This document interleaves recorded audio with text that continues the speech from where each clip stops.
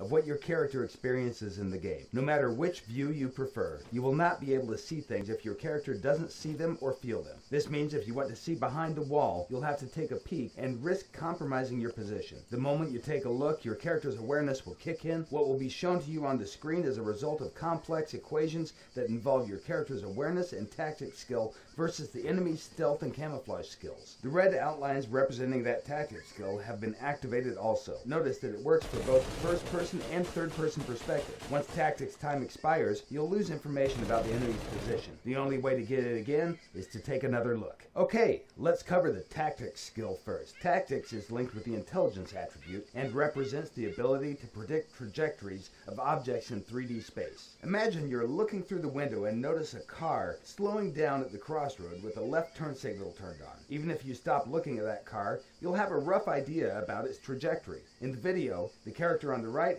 has advanced level in tactics and is able to track its target much longer than the character on the left. Remember, tactics will not work if your target is in peripheral vision. It works only for central vision. Here you can see 3 players with 2 different awareness skill levels. While the first and third one are observing the surroundings more casually, the soldier in the middle has activated focus mode by holding down the right mouse button. The enemy soldier with the activated camouflage is sneaking directly towards them. The first character is what we call a trained observer. He has advanced awareness skill level and will notice the enemy almost immediately once he leaves the cover. The middle one with activated focus mode will notice the enemy a bit later. By being focused, your character is paying more attention, and that will give you a bonus to awareness's hotspot radius. The third soldier is the last to notice the enemy. As you train your characters to observe, hotspot radius will increase. Awareness skill will determine what is rendered and what isn't. And even if things are rendered, that doesn't mean that it will be easy to notice them. Well-camouflaged snipers can totally blend in with surroundings and become almost invisible. So, if focus mode is so great with the bonus multiplier, why shouldn't you use it all the time? The character on the right is using focus mode to observe the surroundings while jogging through the level. His stamina is dropping slightly faster than the stamina of the character on the left. The influence of the focus mode is really small, but still, if you combine all the other factors that impact your character's performance, it may be crucial in life and death situations. Interesting. Awareness is defined by 2 factors, hotspot radius and fall-off radius. If the camouflaged objects are farther away and out of fall-off radius, your character will not be able to see them, unless he has some sort of magnification. For example, a sniper rifle. All magnifying devices automatically add bonuses to hotspot and fall-off, making it easier for you to notice things at higher distances. Looking through the scope also automatically activates the focus mode. Awareness is not only useful in combat situations, it also provides you with benefits when you're searching for useful items like food or gear. If you use focus mode, awareness will highlight the items within your spot radius. This will help you to see them from a distance, which is especially useful for smaller items. Characters with low awareness bottle of Jack. have to cover the same items. Well, they got that right. At nighttime, awareness spot radius is significantly reduced. Unless you find some kind of night vision device, you'll not be able to detect things with the same efficiency as during the day. So why would you ever do anything during the night then? It doesn't make sense. A higher level of awareness will give you some additional benefits, such as the ability to detect imminent dangers. It won't work 100% of the time, but when you get notified, be sure to react swiftly, or you may lose your life. So is this you've escaped from prison, you need to survive then, or what? I think so, yeah. I see. Okay, let's cover the stealth skill now. The stealth skill is linked with the dexterity attribute, but it also depends on other factors. To determine the final level of noise that your character makes, we first analyze the type and amount of gear your character carries. Then we take into consideration the movement and ground material type. This is the starting point of the noise level calculations.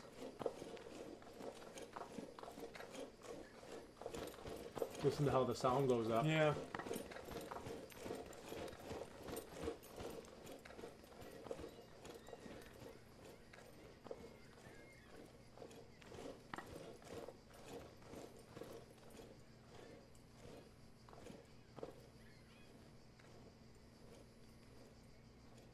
Interesting.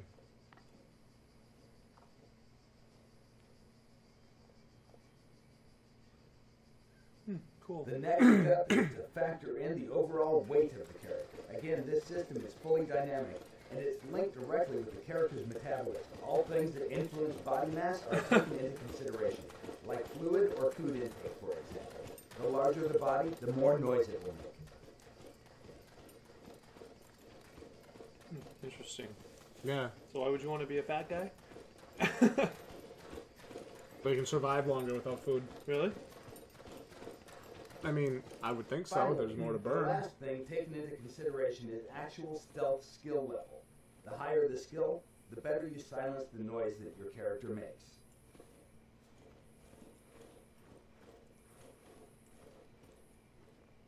Modern gaming engines have many limitations. Don't you simply hate when you think that you're safely hidden far away in dense foliage just to realize that you stick out like a dog's balls?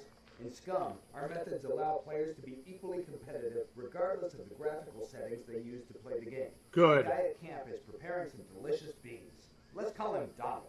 3 soldiers are approaching him over the hill. The left one, called Huey, is crawling through dense vegetation. The middle one, Dewey, is crouching his way towards the larger bush, and the right one is simply walking straight in the open like John Wayne in Sands of Iwo Jima. Let's address him as Louie. Notice that from Donald's perspective, he only sees Louie. Dewey is well hidden in the bush, while Huey can't be seen because he's well camouflaged. On far distances, the game engine doesn't render foliage, yet still, Huey is invisible until he decides to blow his cover simply by changing his stance. At that moment, his camouflage has been terminated and he becomes visible. The camouflage skill can only be activated in dense foliage when your character is prone and out of plain sight.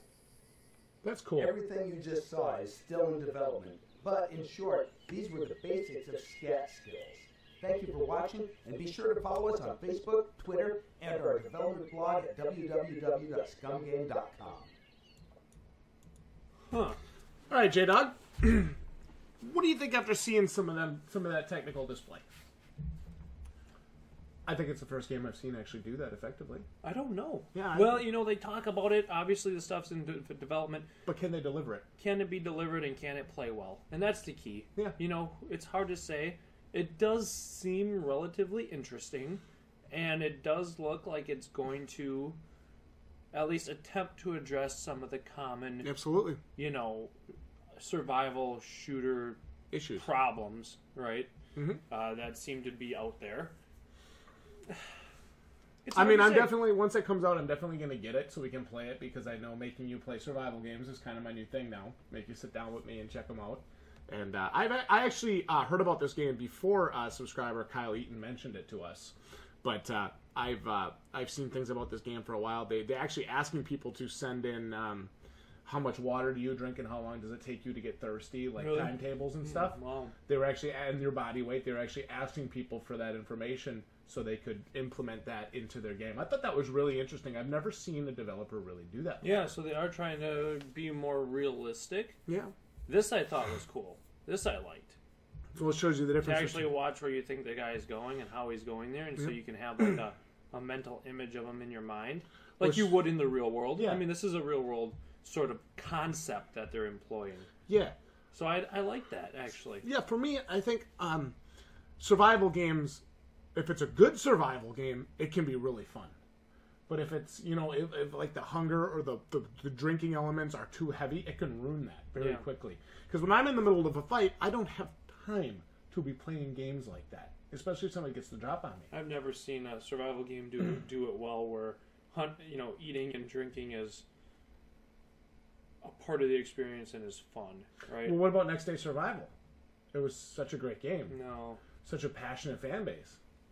Well, wasn't for me personally. Jared, it sucked.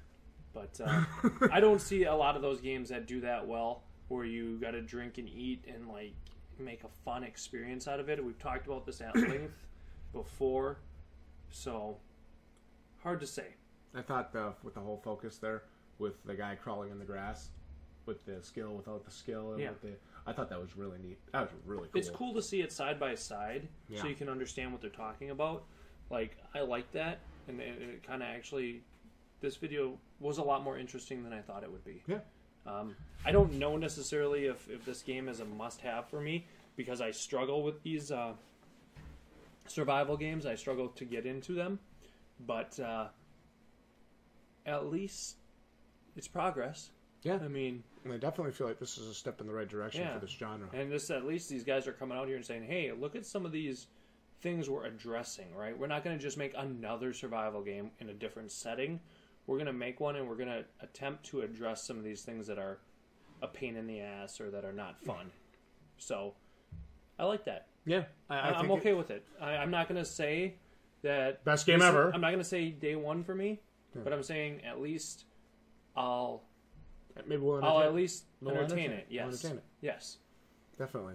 Yeah, I like what I saw here. Yeah, I think it's great. Obviously, is the game fun? I don't know that. I can't answer. Have to play it before we know it.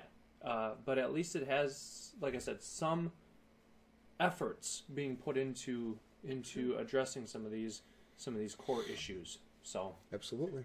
You know what? Thumbs up on what I saw here today. These are reactions to SCUM, a brand new open world prison riot survival game, and could be really good. And it's one we're going to keep our eyes on, and hopefully as we get closer, we'll know more about it. Kyle Eaton reached out to us, a superstar subscriber, been around for a long time, been with us for a long time now. Yep. Asked us to react to some SCUM gameplay and check out SCUM.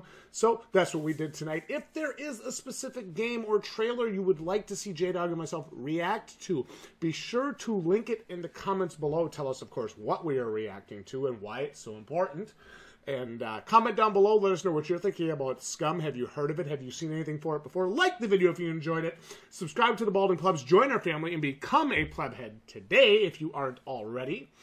And we'll see each and every one of you all right here next time for more gameplays, game reviews, live stream hangout nights, and more content like this. Good night, everybody. GG, ya plebs.